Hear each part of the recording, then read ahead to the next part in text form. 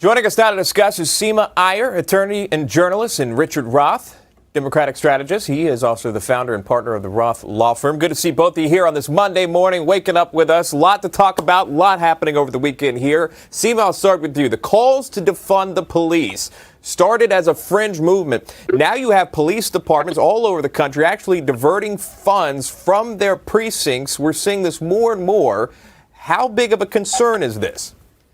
I am hugely concerned. And Sean, you and Emma both know that I was a lawyer for the NYPD for a very long time.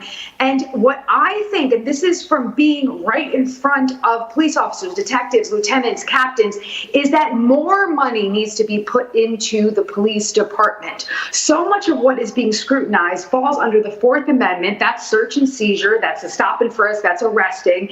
And officers need more information. The Fourth Amendment is so hard to comprehend. It's taken me almost a lifetime. So officers need more training. That's where the money should be going. Don't take away money. Put more money into the police departments. Richard, it does bring up that question of specifically with the NYPD and the mayor saying he wants to take $6 billion away from the NYPD and I believe give it to youth services.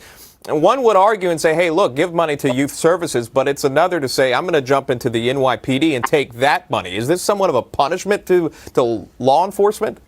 It's not really a punishment. You have to look at this historically. Two things. Number one is the pendulum has swung far. The pendulum has now swung to the point where people do not trust the police. It's a fact. It's out there. It's true. But the second problem is that there's been tremendous funding of the police departments with not an increase in force. Take New York City alone. New York City in 2004 had 45,000 officers and $3.4 billion. Let me say it again, 45,000 officers. In 2019, they have 36,000 officers. We have reduced the officers by 9,000 in New York. Yet the funding has gone from $3.4 billion to almost $6 billion. We've almost doubled the funding and significantly by one-fourth decreased the officers. And the point that's being grasp here is that there are things that can be done by organizations other than the police, Health and Human Services, the Neighborhood Watch, the homeless,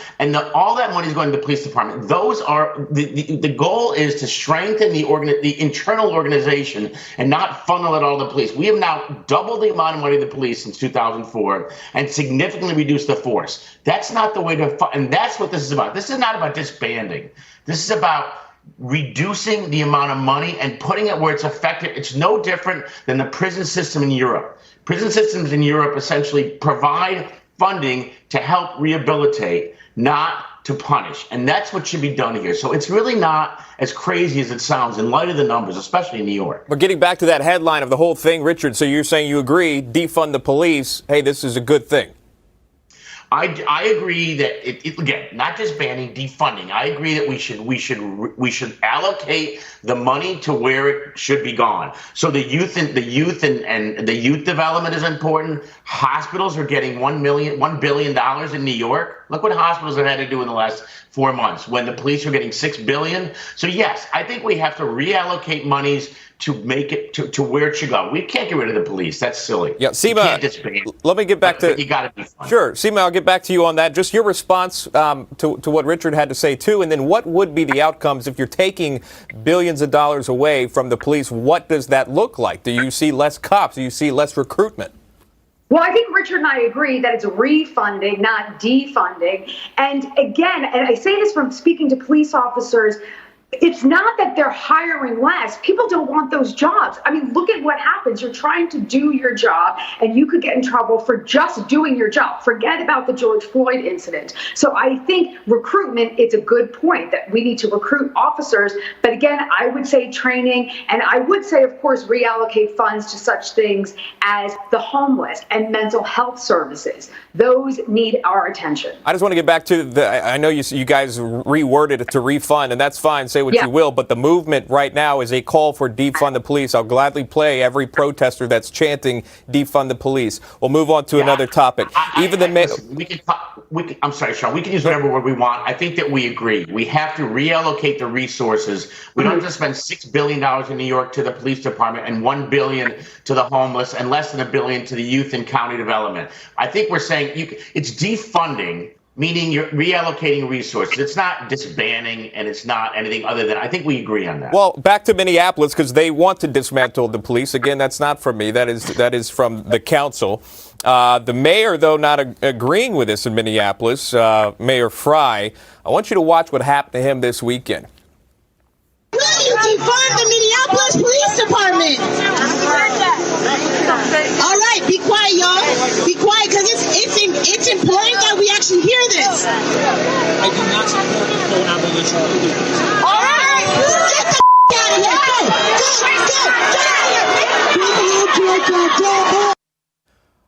All right, so, Richard, I'll start with you on it. He's shamed out of there. Again, the call's there from that soundbite, defund the police. And he has made it public statements quite a bit, saying that he's all for so many various reformations of that police department there in Minneapolis. But it seems like that's not enough unless you're saying, I want to defund the police. Again, from that rally there in Minneapolis, Richard.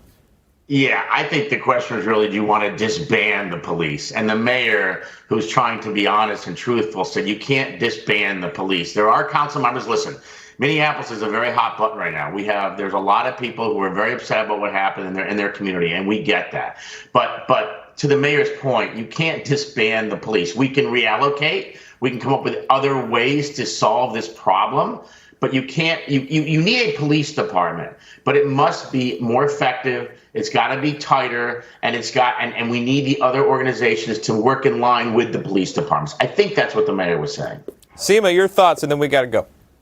The mayor is a civil rights lawyer. He understands the law. He's just trying to be reasonable. And it's really disheartening that people aren't open to his suggestions because they're all on the same page. They're just using different words.